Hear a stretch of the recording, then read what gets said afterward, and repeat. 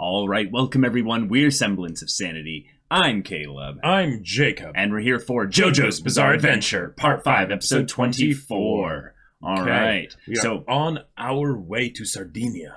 Yeah, we are in a situation now where this is very much a real-time kind of take the initiative, go and use the information that Trish gave us and get to the boss's place of where he grew up. And see if they can find anything new about him. And well, yeah, like we know essentially what his stand can do, but one of the things that we don't really know is his identity, and if they know his identity, his main source of power really gets completely destroyed. Because if they know what that is, they can then spread it throughout the gang itself. And then anyone who has harbored that kind of, rebellious kind of potential thing there, or has ambition or something like that, this could turn into a full-on gang civil war.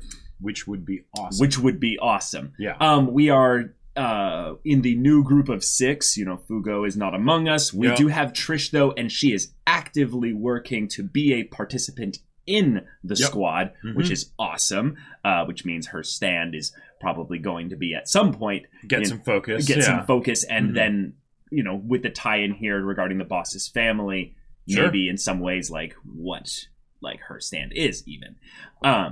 But we had an awesome bit with Narancia last episode. Yes. And he was just wonderful, as always. But they seem to be in the clear for now, or at least they think they are. But we've had in-transit issues before. So I would say that nowhere is safe now. No, there's no chance that they have the ability to breathe or take it easy. If anything, what I assume is that this Narancia encounter is one that should put them all on edge, whereas before it was literally just Giorno who was thinking we can't rest. We literally have to be constantly aware for anything else out there. But there is still the little subplot going on with Bruno right now. Bucciarati. What is going on with him? We still have yet to figure that out, because however he was resurrected, something was left along the way. Yeah. So, y'all, without further ado, let's get into this. Okay.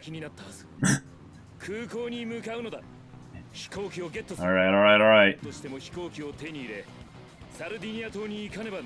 Marco Polo International Airport. Okay.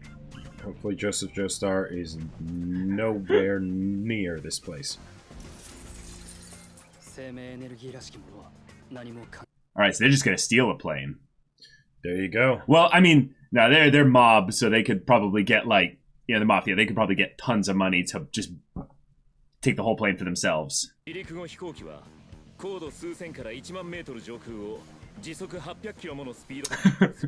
cannot be chased once we're in there. Well, that is what people said about bringing people back to life, too. Yeah, it's true.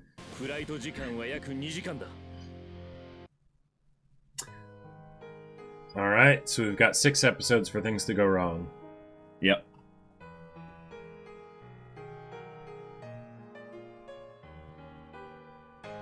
Gangsta. What's really exciting, though, is that there's always the classic bit of, who's the pilot, though? We have to get a pilot on this. Otherwise, one of the party has to be the pilot, so that they know that they're 100%, free of this. And it's like, oh, yeah.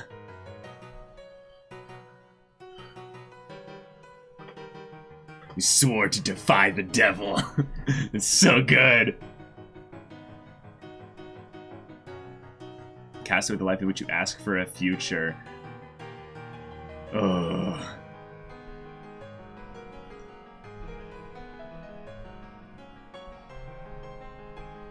Requiem for traitors. Ugh.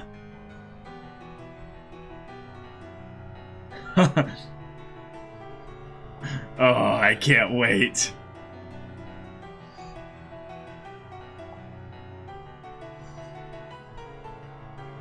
Hell no. Okay. It begins with the golden wind. Instead of it all, end it all will be Star Platinum. Right. All right. Notorious B.I.G. Oh! Oh, wow. What? That's brilliant. All they need to do is find a flight that went to Sardinia in the past with this guy. Yeah. Wow. That's amazing. They teach themselves how to fly a plane. Wow. Oh. Right. There is some blood, though. Well, yeah, but there's almost none. Uh-huh. It's as if he's not pumping blood anymore, you know. Oh, yep. All right, just kill him. Open fire. Just destroy him. Even if they're a saint. They're doing a pseudo kind of 3D, but they're blurring it with the with their. Oh my god. Totally not a stand user. Yep. Yep. Shoot first, ask questions later. Yep. All right, open fire.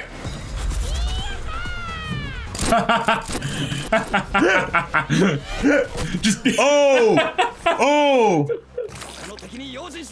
just dead. Just dead. That would be great if that's what it was. It was just like, but the thing is, there could be tons of them. Well, no. We always make sure.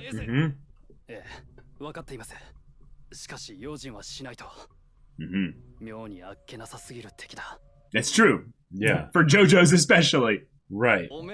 Oh. Like something happens when he dies. Right. Okay. So no stand, no nothing. Okay.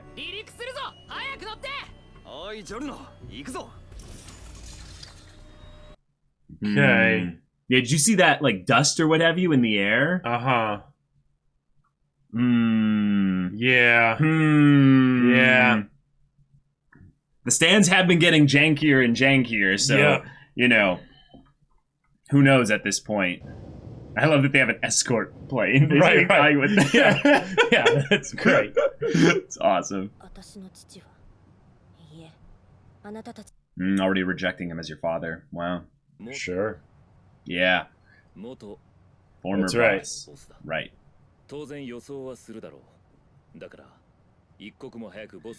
Right.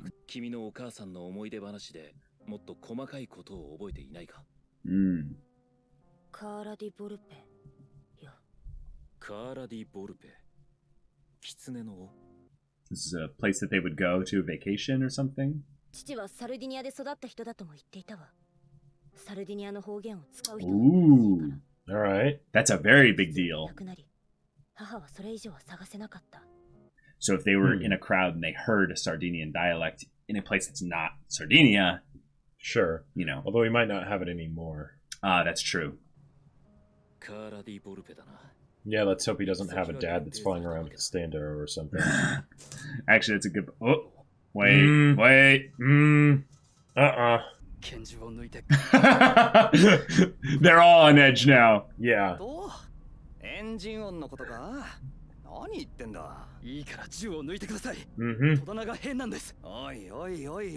Hey, at least he is kind of readying his gun.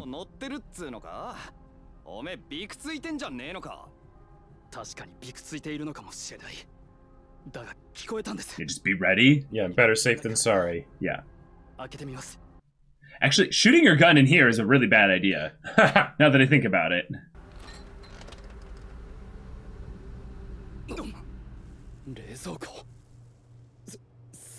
Wait, but if something was frozen in here, oh, then it wouldn't be registered as being alive. Yeah. Oh no! Oh crap! It just moved. Yeah, and those are human fingers.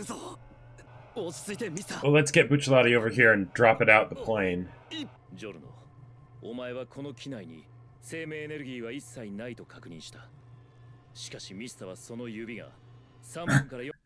Oh no, the number 4! Misa's like...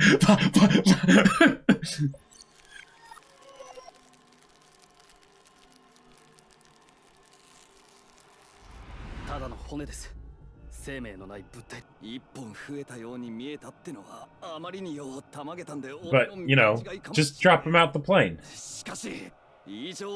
Yeah. How did they get here? Mm-hmm. Yep.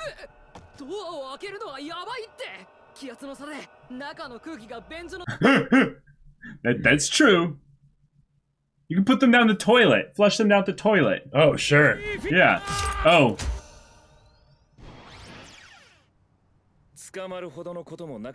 They just dumped the whole cabinet refrigerator. out. Yeah. Whoa.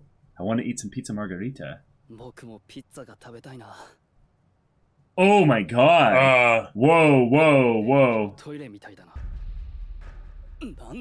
Oh crap. Is this like some voodoo stuff? The corpse is gonna eat us. Help. Tossed out with filling rag, his grudge gets energy that was first activated upon his death, and energy that we've even seen. Oh shoot! Now he's a corpse and can no longer be killed! Oh my god. Holy crap! Notorious B.I.G. Please, we can't take much more. Oh my god. Oh! I think Where's the rest of the party? Yeah, they've been doing it. Yeah, you did. Uh-huh.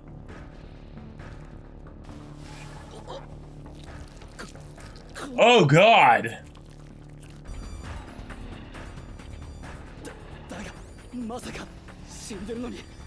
Yeah, it's the little particles of his like DNA or what have you. Well, dude, tell the others.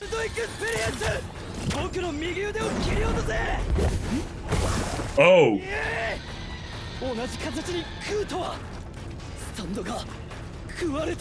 Holy crap, okay. Let's go. All right. Did you see how one of the angles on it said infinity? You know how it ranks the ratings there? One of them just had the infinity symbol. It was probably the durability or something. Yeah. Jeez. Okay. Oh my gosh.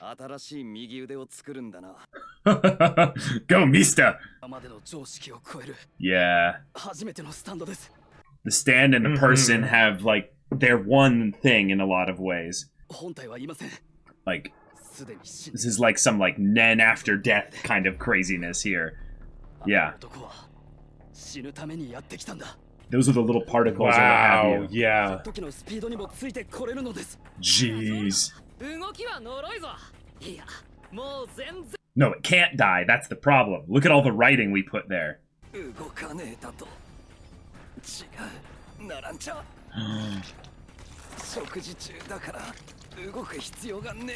Oh god.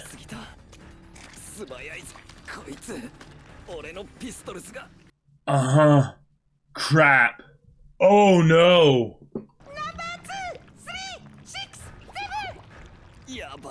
Oh crap.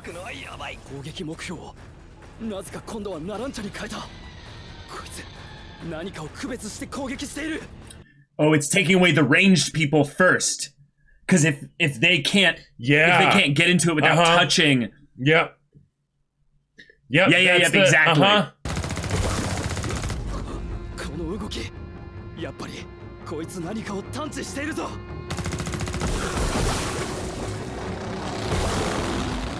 Crap. Oh, you know what it probably is? It's quick movement. Anything that's really fast. They have to move like slowly or something. Oh god, that's... Oh! Oh wait! No. Why is the damage transferring? His stand is a remote. I don't know. Watch, Trish's stand is the one that's the wild card here, so...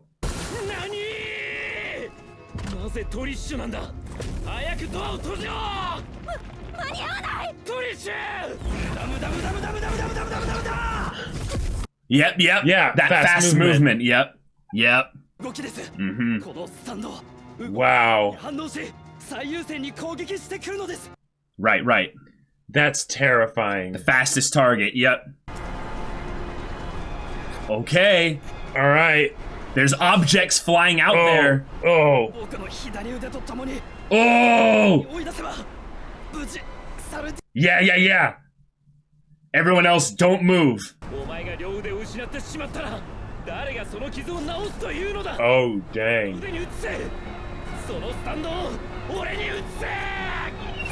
Oh my god! Ha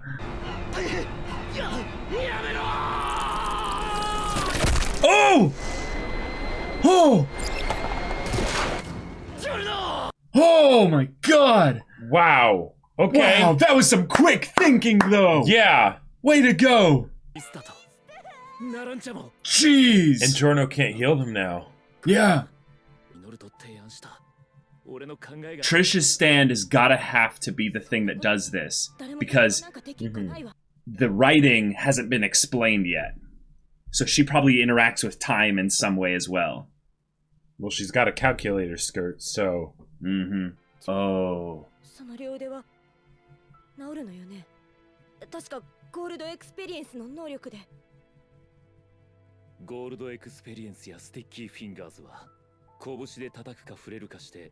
Jeez. Wow.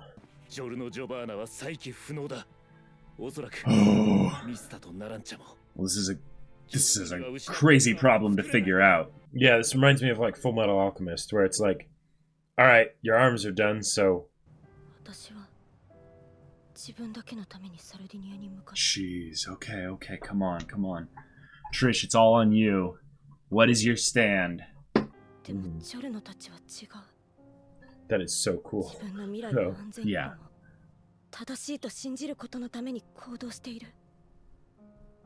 Yeah, be inspired by that. Yeah. Oh. Oh. Hell no. Out on the wing? No. Oh my god. That is horrifying. Oh. Well, in a case of panic, her stand could react to defend herself. That's true. Yeah, the window's still open. Crap. Oh, jeez. No.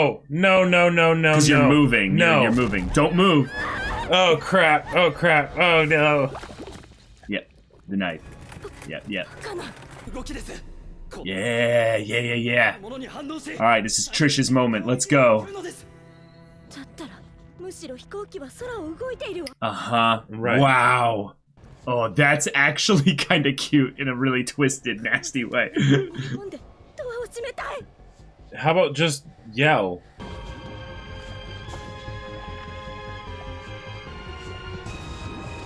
Oh my god, this is terrifying.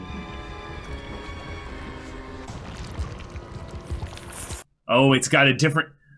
It's got a command of sorts when there's no movement. Well, or there's movement somewhere else. Oh. Wait. Hold on. So this is the only way that they can get out of this, because Giorno needs to be able to get his arms back. So yeah. So she needs to save that growing arm. So you need to be the distraction, Trish. Oh man. All right, the stakes are set.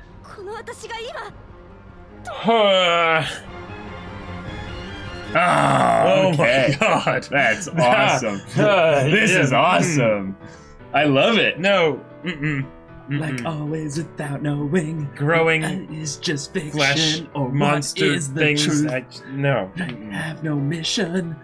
They have no passion. They dare to tell us what's bad and what's good. Stand up. Join us. Modern Crusaders alive. Okay, this ED is really amazing, though. Who'll face the truth of the future? Cause we are the fighters, just fighting for our rights. It's defectus. Et defectus. But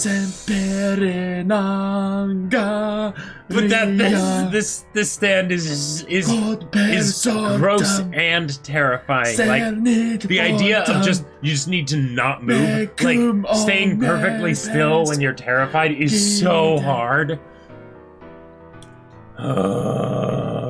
Mm-hmm. All right. But I like it because it is directly setting up Trish to be the one that awakens her stand at this kind of interval transition point. And of course, you can't get anywhere in transition in a in a chase dynamic thing in JoJo's without a random stand user showing up. Doesn't work. DM is like, I literally have to roll a natural 100 on a D100 for you guys to. No. Oh man. Okay. Oh my god. That is a really cool premise for a stand ability. There's a lot of times in previous parts of JoJo's where we had like stand of the week encounters, and we kind of had the moment of, okay, this is an upgraded version of that, because usually what ends up happening is that a character or two gets isolated from the group so that they have to fight, a stand that's relatively strong, but we know that the stand of the person that got separated has some kind of clever way they can outthink or outmaneuver the opponent, even though they're getting usually hard countered by the opponent. Right. So it's an example of, in this case, we have a stand that works well against a group. It is literally almost unstoppable against a group because no one can stop all their movement before they figure out what's actually happening here. Well, and also just the idea of, if it's already dead, you can't kill it. Right, because until it's fully... What the hell do you do? So I think what you have to do, is obviously it does have a period where it is vulnerable, and that's when it's fully alive. So you need to feed it stuff until it fully reimagines itself. Then this is the tricky part. We saw the stand come out of the user specifically when he was walking down the tarmac. So what you need to do then is, grapple him, take him and restrain him, like put him on ice, like just stop him there. If you can do that, actually Sticky Fingers is the perfect stand in order to deal with this, because you just lock him in another dimension, and you never open it again. Right. And he's good. That's perfect. Now, in this situation, there are a few things that, because if you get someone to essentially lead it far away, and then at that point it can just be, it's kind of dark, but if you let it into a populated area, then it would be going after other people. That is really dark. Yeah. But that's one way to get it to leave. Or hey, you get it into the ocean and it starts going after all the fish, right? Yeah. Something like that, right? The problem here, and I love that they brilliantly set this up.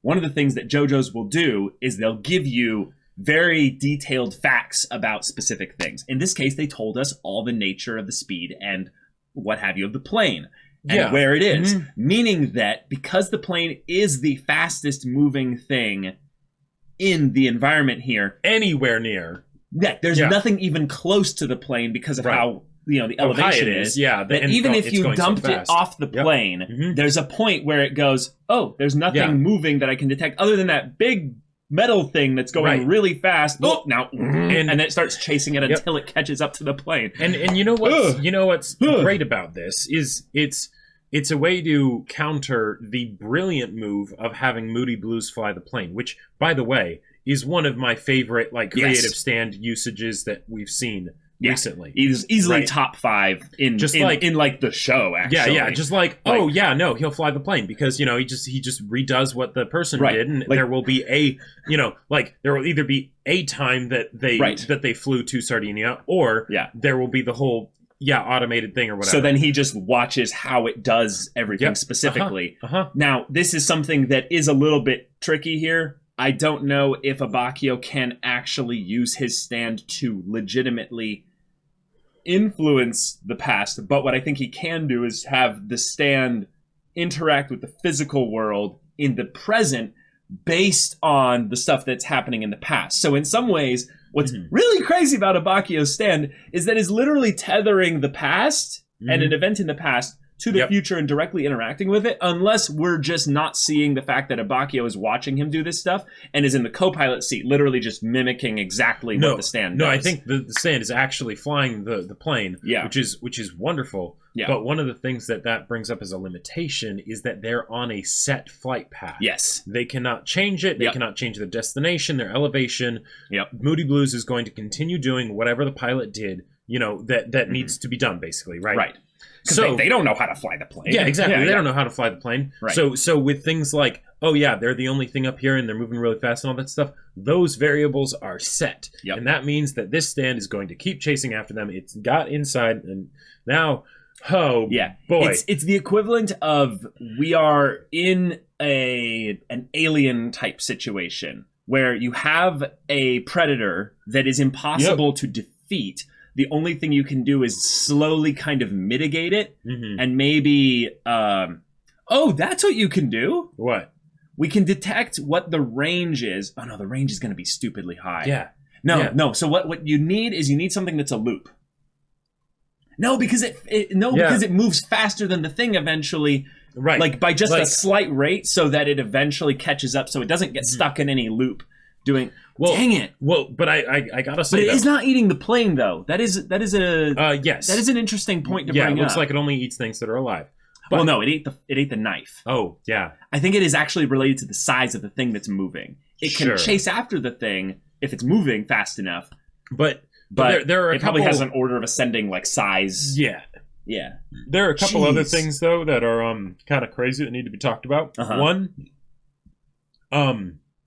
having everyone get injured and then Giorno losing his arms, and now it's like, okay, you can't heal them.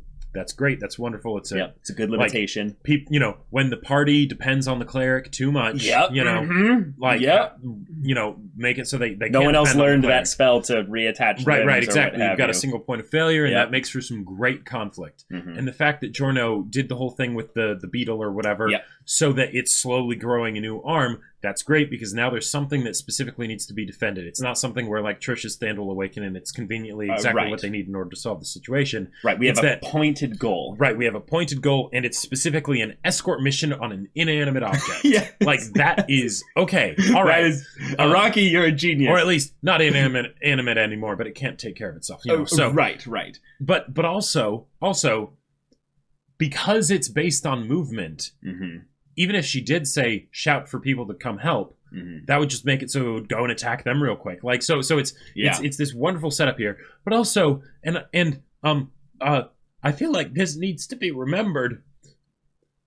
What in the hell was that writing on the wall? Because Giorno's arm gets eaten, whatever. Yeah. But the stand wouldn't have any reason to it seemed like the stand was writing that, but that's time muckery stuff because they didn't know what was going on. And so I'm telling you, it's plain as day. So her stand,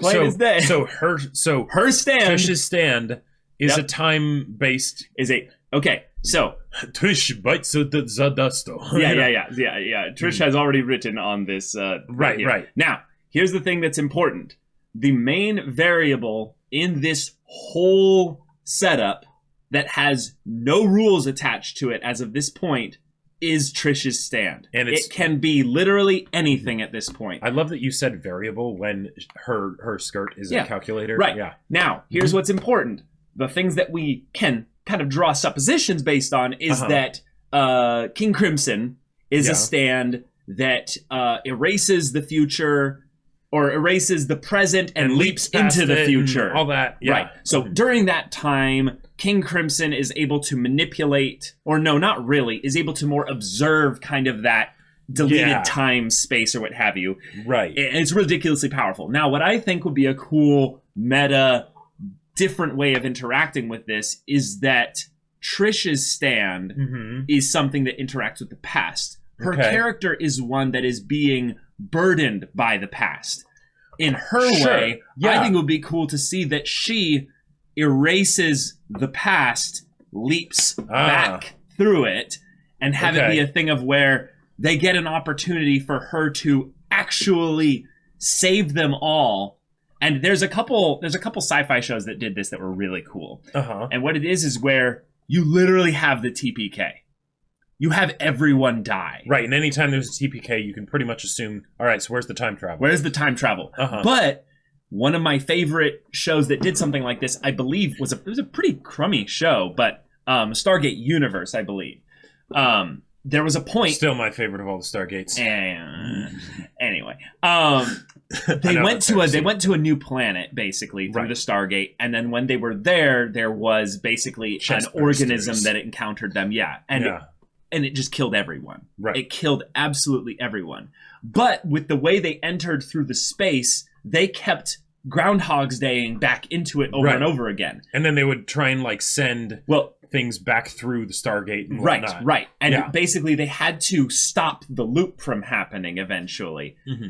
Well, the loop never really stopped, if I remember correctly. It was just that there were constantly realities going through where this happened or something like that.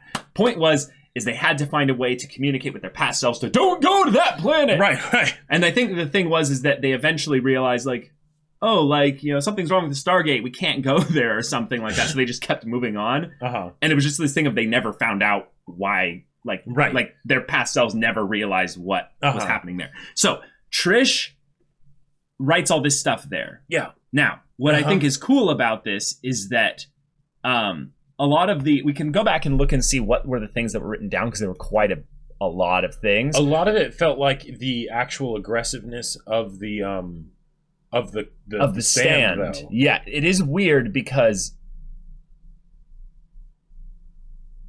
I really need to get my nose hair trimmed. And, you know, die. F this.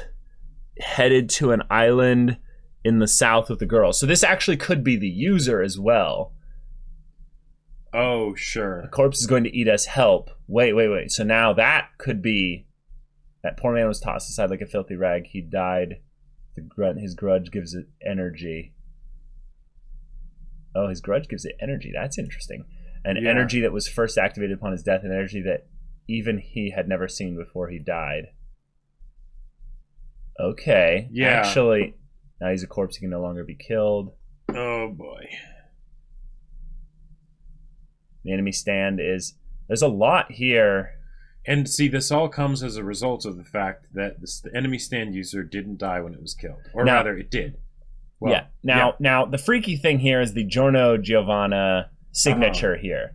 Now, what's interesting here is I don't know if this is something where we're supposed to infer anything regarding who's done this yet. I think it could be Trish, but there's a possibility that this is something a little bit more complicated, and it is actually the sort of condition of sorts or a byproduct of the enemy stand user. Yes, possibly, but also maybe that if it is Trish's stand, it is not actually something that it is doing. It is more compelling maybe others to do.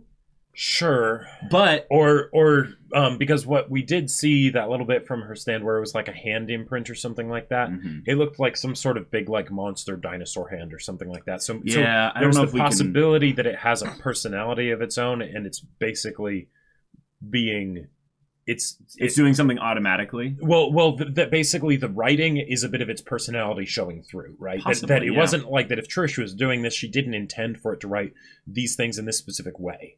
Okay, I just realized something that we need to assume actually something. We need to stop assuming a specific thing. Okay. Moody Blues is literally the best stand to figure out what this writing is and why it's here. Oh. But if they assume that, like they said, there's there's an automatic system with regards to the flight here, they could actually have Moody Blues come back here and check this out.